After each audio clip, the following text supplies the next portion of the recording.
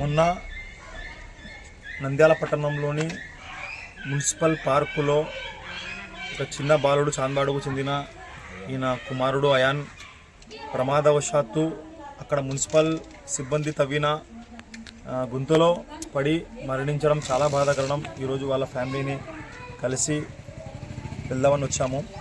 దీనిలో బాధాకరమైన విషయం ఏమంటే ఈ బాలుడు చావుకు కారణం ఎవరు? ఈ మున్సిపల్ సిబ్బంది, మరీ ముఖ్యంగా ఈ మున్సిపల్ కమిషనర్ నిర్లక్ష్యపు ధోరణి వల్ల ఈరోజు ఒక నిండు ప్రాణం బలి అయింది. ఒక ఫ్యామిలీ మొత్తం దీని గురించి సఫర్ అవుతుంది. దీనికి బాధ్యత ఎవరు వహిస్తారు?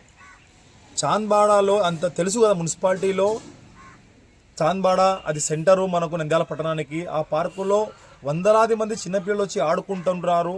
అక్కడ 3 నెలల క్రితం తీసిన గుంతను పూడ్చకుండా, మరియు ఆ గుంతను పూడ్చింటే ఈరోజు వాళ్ళ అబ్బాయి మిగిలి ఉండేవాడు కదా. ఆ అబ్బాయిని మనం తెచ్చి ఇవ్వగలమా? ఈ ఏదైతే నంద్యాల పట్టణంలో మున్సిపల్ శాఖ తరపున ఏదైతే పనులు జరుగుతున్నాయో దానిని చూసుకునే బాధ్యత ఈ మున్సిపల్ కమిషనర్పై లేదా? ఎంతసేపు ఉన్నా ఏసీలో కూర్చొని లక్షల జీతాలు తీసుకొని పని మీద శ్రద్ధ 0% ఉంది మీకు. మీ వల్ల ఒక నిండు ప్రాణం బలైంది. నేను నంద్యాల మున్సిపల్ కమిషనర్ గారిని ప్రశ్నిస్తున్నాను. ఆయన ప్లేస్తో మీరు ఒకసారి ఆలోచించండి. ఇదే మీ మనవడికో మనవరాలికో జరిగితే మీరు ఈ విధంగా ఉండేవారా? మీ నిర్లక్ష్యం వల్ల ఒక నిండు ప్రాణం బలైంది. దానికి బాధ్యత మీరు వహించగరా? నేను social democratic party of India SDP తరపున డిమాండ్ చేస్తున్నాము. ఈ ఫ్యామిలీకి జరిగినట్టు మరొక ఫ్యామిలీకి జరగకూడదు.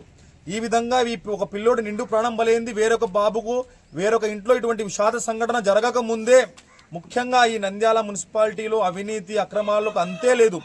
మీ యొక్క నిర్లక్ష్యము, మీ యొక్క అవినీతి వల్ల ఈరోజు నంద్యాల పట్టణ ప్రజలందరూ సిగ్గుపడుతున్నారు మిమ్మల్ని చూసి.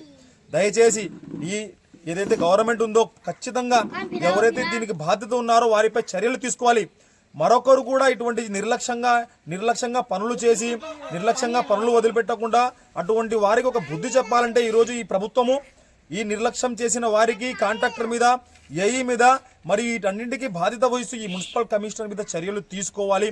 అప్పుడే ఈ కుటుంబానికి న్యాయం జరిగినట్టు, లేకుంటే ఈ కుటుంబానికి న్యాయం జరగనట్టే. అందుకోసమే ఇంకొక కుటుంబానికి జరగకుండా చర్యలు తీసుకునే బాధ్యత ప్రభుత్వంపై ఉంది.